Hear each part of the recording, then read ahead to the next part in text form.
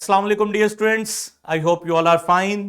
Chemistry grade 11 unit number 8 हमने start किया था और नॉलेज 8.2 हम स्टार्ट कर चुके हैं और उसका हमने फर्स्ट एसएलओ पढ़ लिया था, जिसमें हमने रिड्यूस किया था इक्विलिब्रियम कांस्टेंट यानी K C from an equation, किसी इक्वेशन से, और वो इक्वेशन कौन सी थी? होमोजीनस रिएक्शन था। और कल मैंने बोला था कि हम हेट्रोजीनस को भी कंपैरेटिवली पढ़ लेते हैं ताकि हमें फर्क पता रहे। ठीक है, एसएलओ का पार्ट तो नहीं है बट ज़्यादा मुश्किल भी नहीं है हेट्रोजीनस को समझना।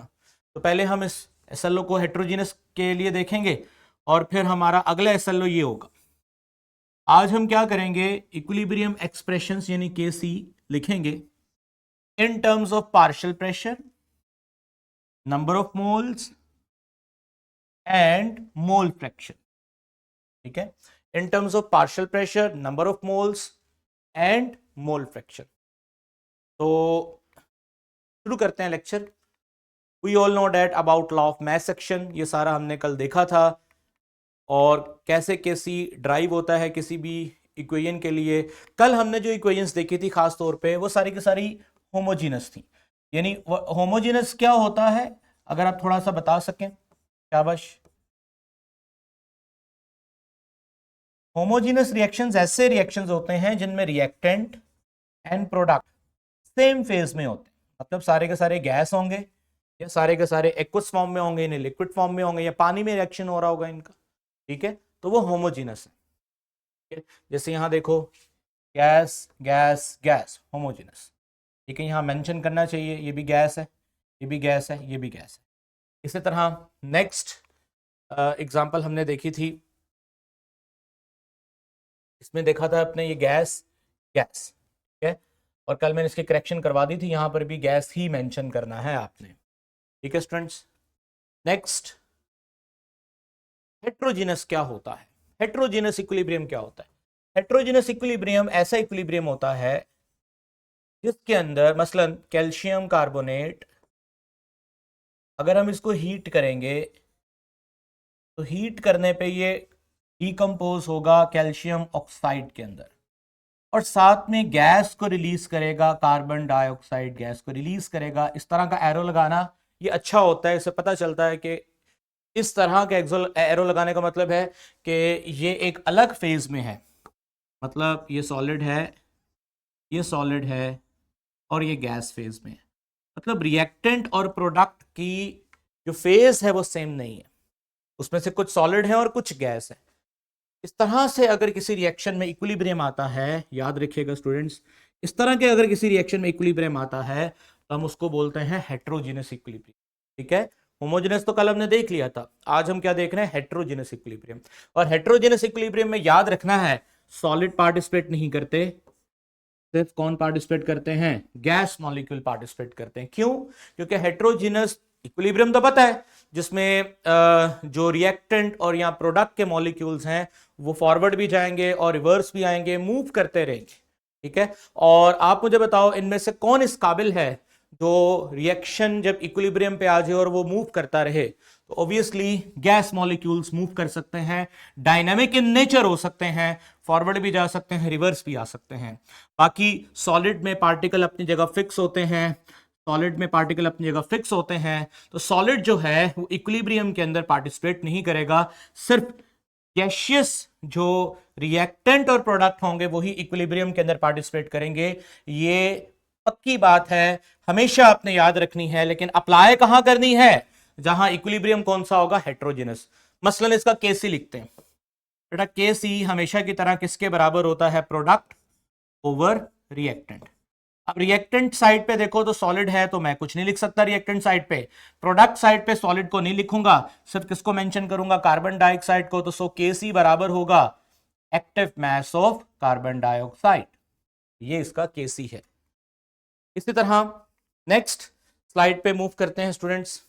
तो नेक्स्ट स्लाइड पे अगर आप देखो तो FeO जो कि सॉलिड होता है, कार्बन मोनोऑक्साइड जो कि गैस है, डेफिनेटली ये गैस इसके साथ रिएक्ट करेगी और प्रोडक्ट बनेगा Fe और साथ में बनेगा कार्बन डाइऑक्साइड।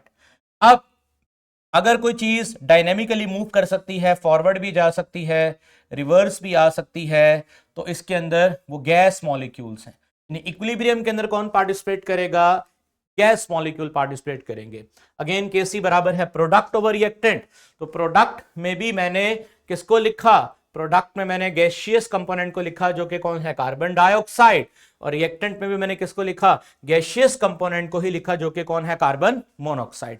सेकेंडली आप लोग जानते हैं कि इनकी पावर्स यहां पर, मतलब इनकी अगर कंसेंट्रेशन देखें तो यहां पर 1 1 है, तो इसलिए दोनों ब्रैकेट्स के ऊपर 1 आया।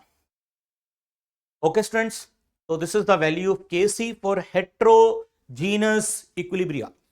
होमो के लिए कल हम बात कर चुके हैं। होमो में तो यहां तो सारे गैस होंगे या सारे लिक्विड होंगे। सॉलिड में ऐसा नहीं हो सकता कि रिएक्टेंट भी सॉलिड हो और प्रोडक्ट भी सारे के सारे सॉलिड हो, वो रिएक्शन ही नहीं होगा। क्योंकि सॉलिड फॉर्म के अंदर रिएक्टेंट कैसे रिएक्ट करेंगे? मसलन ये दो सॉलिड है, क्या करेंगे? रिएक्शन कैसे होगा?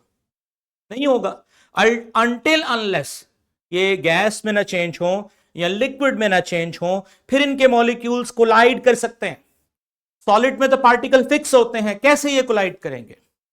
तो हमेशा जब भी किसी चीज ने रिएक्शन करना है तो पहले उसको कोलाइड करना होता है, और कोलाइड करने के लिए अपनी स्टेट को क्या करना पड़ता है? चेंज करना पड़ता है। तो ये नहीं हो सकता रिएक्टेंट भी सॉलिड प्रोडक्ट भी सॉलिड, कभी भी नहीं हो सकता। यहां रिएक्टेंट गैस होंगे या लिक्विड होंगे। अगर तो सारे गैस है सारे लिक्विड है, होमोजेनस इक्विलिब्रिया। और अगर डिफरेंट फेज में है तो हेट्रोजीनस। और हेट्रोजीनस में मैं बता रहा हूं कि सिर्फ अपने गैस कंपोनेंट्स को मेंशन करना होता है केसी के एक्सप्रेशन में। नीचे वाला आप देख सकते हैं, हम इसको मेंशन नहीं करेंगे, इसको मेंशन नहीं करेंगे, सिर्फ हम इन दोनों को मेंशन करेंगे। यानी कि केसी बराबर है प्रोडक्ट बटा रिएक्टेंट। प्रोडक्ट में H2O और कार्बन डाइऑक्साइड आ गया, और रिएक्टेंट साइड पे स्टूडेंट्स आप कुछ भी नहीं लिखोगे क्योंकि सॉलिड पार्टिसिपेट नहीं करता। होप सो कि आपको हेट्रोजेनस इक्विलिब्रिया सबको समझ आ गया। बहरहाल मूव करते हैं नेक्स्ट अगले इंपॉर्टेंट पॉइंट की तरफ। रिएक्शन, किसी भी एक रिएक्शन का at specific temperature can have only value for equilibrium constant, only one value of equilibrium constant. क्या मतलब होता है इसका? ये बड़ा इंपॉर्टेंट पॉइंट, आगे आने वाले एसएलओ सारे के सारे इसी पे बात करेंगे। ये स्टूडेंट्स इस पॉइंट को आपने समझ लेना है, और बाद में हम इस पे डिटेल से नेक्स्ट लेक्चर में बात करेंगे। अभी आप बेसिक समझें। हुआ क्या है बेसिकली रिएक्शन हुआ है, we all know that, between hydrogen and iodine. और इस रिएक्शन के नतीजे में वी ऑल नो दैट, हमें पता है कि हमें मिलेगा 2 हाइड्रोजन आयोडाइड। पहले भी मैंने आपको दिखाया हुआ है ये रिएक्शन, और ये एक रिवर्सिबल रिएक्शन और एक बंद सिस्टम के अंदर हुआ है। और आपको पता है कि जब रिएक्शन में डायनेमिक इक्विलिब्रियम आता है तो खास मिकदार में रिएक्टेंट और खास मिकदार में प्रोडक्ट बन तो जाते हैं, फिर ये चेंज नहीं होती, इनकी कंसंट्रेशन फिक्स रहती है। और इस टाइम पे फिर हम क्या करते हैं? At the point of equilibrium, at equilibrium हम क्या करते हैं? रेशो निकालते हैं इसकी, प्रोडक्ट बटा रिएक्टेंट की। अब प्रोडक्ट बटा रिएक्टेंट की जो भी रेशो आएगी स्टूडेंट, हम उसको क्या बोलेंगे? केसी। अब ये जरा गौर करें, जरा पिछली स्लाइड पे चलते हैं। ये देखिए, this is product and this is reactant. अब एक्सपेरिमेंट नंबर 1 के अंदर मैंने क्या किया? मैंने रिएक्शन करवाया हाइड्रोजन और आयोडीन का, और बदले में प्रोडक्ट बना। और जब इक्विलिब्रियम आया तो उस वक्त मैंने चेक किया तो इतनी कंसंट्रेशन थी हाइड्रोजन की इक्विलिब्रियम पर, इतनी कंसंट्रेशन थी आयोडीन की, और इतनी कंसंट्रेशन थी हाइड्रोजन आयोडाइड की। किस पॉइंट पर? Concentration at equilibrium. अब मैंने क्या किया? उसी केसी के एक्सप्रेशन के अंदर HI की वैल्यू को अप्लाई किया जो कि 1.04 है। स्क्वायर के साथ ऊपर जैसे कि आपको पता है पावर आती है, यहां पर आ जाएगी। इसी तरह मैंने रिएक्टेंट की वैल्यूज को भी मैंने ऐड कर दिया, और सब कुछ करने के बाद मैंने आंसर निकाला तो आंसर आया 54। इस रिएक्शन की जो केसी है बेटा वो 54 है, और ये 54 ही रहेगी अनटिल मैं इस पूरे प्रोसेस का टेम्परेचर चेंज नहीं कर देता। टेम्परेचर मैंने क्या रखा हुआ है? फिक्स। मान लो ये टेम्परेचर ऑलमोस्ट 400 डिग्री है यहां पर, 400 डिग्री रिएक्शन पर, 400 डिग्री टेम्परेचर पर जो रिएक्शन हुआ उसका केसी है। अब मैंने एक और एक्सपेरिमेंट किया, एक्सपेरिमेंट 2 एक्सपेरिमेंट 1 से डिफरेंट होगा। उसमें मैंने क्या किया, उसमें मैंने हाइड्रोजन की मिकदार भी ज्यादा डाली पहले के मुकाबले में, और आयोडीन की मिकदार भी ज्यादा डाली, यानी पहले से डिफरेंट प्रैक्टिकल करने की कोशिश की इन टर्म्स ऑफ कंसंट्रेशन। जैसे ही मैंने कंसंट्रेशन चेंज की, रिएक्शन वगैरह हुआ, रिएक्टेंट प्रोडक्ट में चेंज हुए, और मैंने जब देखा उनमें इक्विलिब्रियम आया, तो पता चला अब इतनी मिकदार है हाइड्रोजन की, इतनी मिकदार है आयोडीन की, और इतनी मिकदार है हाइड्रोजन आयोडाइड की at the point of equilibrium at a new experiment. मैंने फिर ये वैल्यूज उसी केसी में लगा दी, और आंसर अभी भी क्या है 54। आंसर अभी भी क्या है 54। इसी तरह मैंने तीसरा एक्सपेरिमेंट किया, अगेन कंसंट्रेशंस चेंज करके देखी कि शायद केसी की वैल्यू चेंज हो जाए। मैंने रिएक्टेंट्स की मिकदार को चेंज किया, उसके बेस पे दोबारा रिएक्शन हुआ, नए सिरे से रिएक्शन हुआ, फिर से रिएक्टेंट ने क्या बनाया, प्रोडक्ट बनाया। इक्विलिब्रियम पे मैंने चेक किया तो पता चला अभी भी मैंने सारी वैल्यूज वैसे ही अप्लाई की, प्रोडक्ट ओवर रिएक्टेंट की, और आंसर अभी भी क्या है 54। इससे पता चलता है, क्या पता चलता है, at a fix temperature the value of Kc remains constant irrespective the amount of reactant और product आपने जो भी उसको चेंज किया है, वो इस तरह से बैलेंस करेगा कि वो वैल्यू इस केस में 54 रहेगी। इस चीज को समझने के लिए एक और मिसाल लेते हैं। ये देखिए, मिसाल के तौर पे मेरे पास एक जनरल रिएक्शन है, जिसमें मैं क्या कर रहा हूं, ए को रिएक्ट करवा रहा हूं बी के साथ, और बदले में मुझे सी मिल रहा है। मान लो ये 100 ग्राम है और ये 0 ग्राम है, और वक्त भी 0 है। वक्त 0 का मतलब टाइम स्टार्ट ही नहीं हुआ, वक्त स्टार्ट होता है और आहिस्ता आहिस्ता रिएक्टेंट प्रोडक्ट में जाना शुरू होता है, और एक टाइम के बाद इनमें इक्विलिब्रियम आ जाता है। मान लीजिए इक्विलिब्रियम है 50 और यहां पर भी 50। समझाने के लिए वैल्यूज का इस्तेमाल कर रहा हूं, हालांकि ये ग्राम में नहीं लिखना चाहिए, ये हमें मोल्स में लिखना चाहिए, मोल पर डीएम क्यूब एक्टिव मास में लिखना चाहिए, लेकिन समझाने के लिए बात कर रहा हूं सिंपल। अब मुझे बताओ 50 ग्राम के बाद क्या होगा, जितना रिएक्टेंट प्रोडक्ट में जाएगा उतना प्रोडक्ट वापस किस में आ जाएगा, रिएक्टेंट। अब दोबारा मैं इसका केसी निकालूंगा, केसी बराबर होता है, शाबाश, केसी बराबर होता है प्रोडक्ट बटा रिएक्टेंट। शाबाश बेटा, जल्दी से बताइए आंसर क्या आएगा, 1। मतलब कि इस स्पेसिफिक रिएक्शन का केसी 1 है, और इस पूरे रिएक्शन को मैं 40 डिग्री पे करवा रहा हूं, क्योंकि इसका फिक्स टेम्परेचर है। अब मैं क्या करता हूं, मैं एक नया तजर्बा करता हूं, और उस नए तजर्बे में ये 100 ग्राम की बजाय 100 ग्राम की बजाय ए और बी को 100 ग्राम की बजाय ए और बी को 200 ग्राम लेता हूं। यहां 0 ग्राम शुरू में क्या होगा, वक्त के साथ साथ रिएक्टेंट किस में चेंज होंगे बेटा, प्रोडक्ट में चेंज होंगे। जब रिएक्टेंट प्रोडक्ट में चेंज होंगे तो जल्दी जल्दी जल्दी बताइएगा, आहिस्ता आहिस्ता एक टाइम आएगा कि दोबारा से इक्विलिब्रियम आएगा। अब कहां इक्विलिब्रियम आएगा, 100 ग्राम रिएक्टेंट 100 ग्राम प्रोडक्ट। इस टाइम पे रेट ऑफ फॉरवर्ड रिएक्शन बराबर हो जाएगा रेट ऑफ रिवर्स रिएक्शन, और दोबारा से अगर आप इसका केसी निकालो तो केसी किसके बराबर होगा, 100 तकसीम 100, तो जवाब अभी भी क्या रहेगा, 1। तो मतलब मैंने पहले और दूसरे रिएक्शन में क्या फर्क किया, शाबाश, ए और बी की मिकदार को बदला, 100 ग्राम से 200 किया। जो भी मैंने एक्सपेरिमेंट में चेंज किया, केसी की वैल्यू नहीं चेंज हुई उस पर। क्यों, क्योंकि मैंने दोनों एक्सपेरिमेंट को किन टेम्परेचर्स पे किया है, 40 डिग्री पे। ये खासियत है केसी की। उम्मीद है कि आप इस बात को भी अच्छे से याद रखेंगे। ये अभी कल की ही लेक्चर की कंटिन्यूएशन चल रही है कि केसी की खसूसियात क्या होती है। चले जी आगे बढ़ते हैं, नेक्स्ट पेज करते हैं, नेक्स्ट पेज करते हैं। इसी तरह आपकी बुक में एक और एग्जांपल है जिसमें डिफरेंट तरह के एक्सपेरिमेंट्स हैं। एक्सपेरिमेंट की इनिशियल कंसंट्रेशन हमें बताई हुई है, रिएक्टेंट की भी और प्रोडक्ट की भी। These are the reactant and these are the product. और बाद में जो भी आपने रिएक्टेंट डाले उसकी बेस पे इक्विलिब्रियम के ऊपर रिएक्टेंट प्रोडक्ट की कंसंट्रेशन क्या थी, रिएक्शन करने के बाद रिएक्टेंट प्रोडक्ट कितने बने, वो भी मेंशन है। अब हम क्या करेंगे, इनको डिवाइड करेंगे हर एक्सपेरिमेंट पे जो भी रिएक्टेंट प्रोडक्ट की कंसंट्रेशन उनको डिवाइड करेंगे तो आंसर हमेशा हमें केसी का क्या मिलेगा, फिक्स मिलेगा।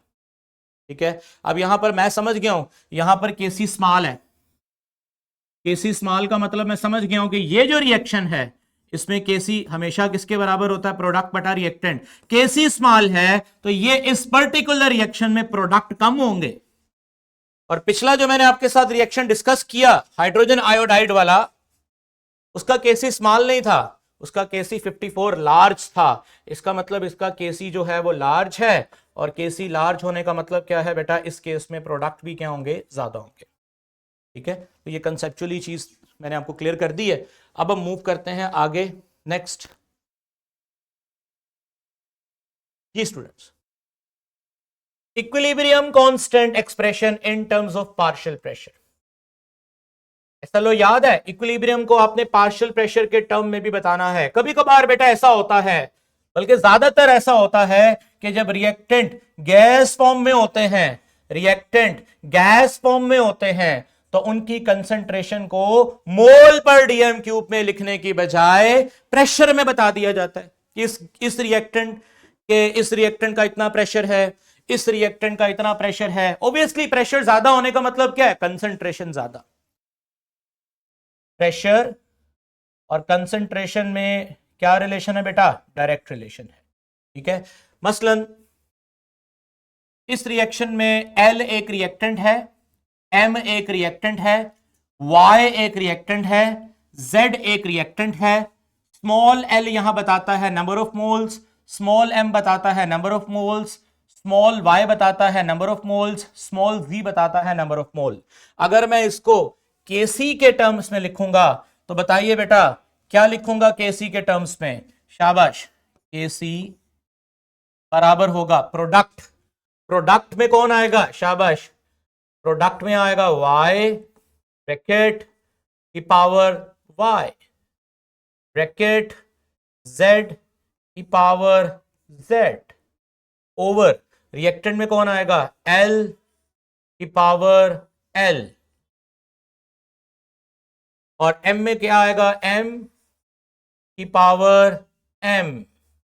समझ आ गया, ये मैंने केसी के टर्म्स में लिख दिया। लेकिन प्रॉब्लम इज दैट केसी के टर्म्स में आप तब लिखते हो जब आपको रिएक्टेंट और प्रोडक्ट की कंसंट्रेशन गिवन हो, किसके अंदर, मोल पर डीएम क्यूब के अंदर। प्रॉब्लम यहां पर है कि यहां पर जो कंसंट्रेशन गिवन होगी रिएक्टेंट और प्रोडक्ट की, वो मोल पर डीएम क्यूब के अंदर नहीं गिवन होगी, बल्कि वो गिवन होगी एटीएम पर डीएम क्यूब या टॉर पर डीएम क्यूब। तो इस केस में आप केसी नहीं यूज करोगे बेटा, इस केस में आप क्या यूज करोगे, केपी यूज करोगे। इसी एक्सप्रेशन को मैं दोबारा लिख रहा हूं, के सी नहीं, क्योंकि कंसंट्रेशन आप मोल पर डीएम क्यूब में नहीं है, बल्कि किस में है, एटीएम पर डीएम क्यूब में। तो फिर प्रेशर के टर्म्स में बात करोगे तो के पी बराबर होगा, अब ये ब्रैकेट खत्म, स्क्वायर ब्रैकेट का मतलब तो था मोल पर डीएम क्यूब, ब्रैकेट खत्म। अब सिंपल आएगा प्रेशर किसका, y का, और ऊपर डेफिनेटली, तो अब ब्रैकेट को बेशक क्लोज कर दो राउंड ब्रैकेट के साथ, और आपको पता है ब्रैकेट के ऊपर क्या आता है, ठीक है, ब्रैकेट के ऊपर क्या आता है, वही जो उसके नंबर ऑफ मोल्स होते हैं वो ऊपर आएंगे। नेक्स्ट, शाबाश, bracket pressure z bracket z over, शाबाश, pressure L bracket L bracket pressure M bracket small m। तो ये मैंने इक्वेशन को बदल दिया बेटा, के सी से किसके अंदर बदल दिया, के पी के अंदर बदल दिया। आप देखो इस इक्वेशन को, ये लिखा हुआ यहां पर, कुछ किताबों में केपी लिखा होगा, कुछ किताबों में पीसी लिखा होगा, यानी concentration in terms of pressure ऐसे भी लिख सकते हैं। चाहे तो इस पीसी की जगह पर बेटा आप क्या लिख सकते हो, केपी भी लिख सकते हो, और मैंने लिख दिया, दोनों इक्वेशंस आपको लिख के दिखा दी। तो ये मैंने केपी की टर्म्स में इक्वेशन को क्या कर दिया है, एक्सप्रेस कर दिया है।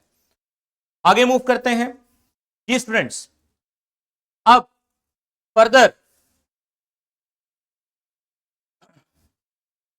आपने इक्वेशन पढ़ी हुई है, PV बराबर है NRT। मैट्रिक के अंदर आप इक्वेशन पढ़ के आए हो गैसेस वाले चैप्टर में। स्टूडेंट्स वॉल्यूम इधर ले आता हूं तो क्या बनेगा, P बराबर है N/V RT। N/V कंसंट्रेशन, मोल पर डीएम क्यूब कंसंट्रेशन, मतलब P बराबर है CRT। ओके, P बराबर है CRT, याद रखिएगा। अब मैंने क्या करना है, मैं इस इक्वेशन को कन्वर्ट करूंगा एक नए फॉर्मेट के अंदर। यहां तक बेटा आप एक काम करो, अच्छे से पहले किताब से एक दफा पढ़ लो, समझ लो। इसके आगे से फिर हम कल के लेक्चर में शुरू करेंगे। आज हमने SLO पूरा नहीं पढ़ा, लेकिन हमने बेसिकली जो चीजें रिक्वायर्ड थी वो हमने देख ली हैं। फर्दर कल इसकी डेरिवेशन है, और उसके बाद इसका एक न्यूमेरिकल है, और उसके बाद हमारा जो थर्ड SLO होगा, लास्ट SLO, यानी कल ये नॉलेज कंप्लीट हो जाएगा, ये वाला। कल हमारा जो नॉलेज है, नॉलेज 8.2, उसमें फिर हम ये थर्ड नॉलेज, सॉरी, जिसमें हम फिर लास्ट पे केसी को डिफरेंट सेम टेम्परेचर पे रख के डिफरेंट इक्विलिब्रियम, मतलब determine the relation between different equilibrium constant for the same reaction. Same reaction में क्या केसी चेंज भी हो सकता है, इस पे भी कल बात करेंगे। तो कल हमारा, आज हमने क्या किया, हमने chemical reaction in terms of concentration को पार्शियल प्रेशर में चेंज कर लिया। पार्शियल प्रेशर किसको कहते हैं, वही किसी एक इंडिविजुअल गैस के प्रेशर को, जैसे रिएक्टेंट है A प्लस B और बना C प्लस D, तो individual pressure A B C D का जो होगा उसको पार्शियल प्रेशर कहते हैं। हमने देख लिया, यहां तक हमने देखा। इक्वेशन को कल ड्राइव करेंगे, साथ में नंबर ऑफ मोल्स और मोल फ्रैक्शन पे बात करके फिर हम इस SLO पे आएंगे। क्वेश्चन बैंक के साथ डिस्कशन होगी कल, और कल हमारा ये नॉलेज खत्म हो जाएगा। अभी तक कोई सवाल है आपका about Kc, about heterogeneous equilibria, about homogeneous equilibria, कैसे उसको एक्सप्रेस करते हैं, केपी क्या होता है, केसी क्या होता है, तो पूछ सकते हैं आप। ऑल क्लियर है? शाबाश, थैंक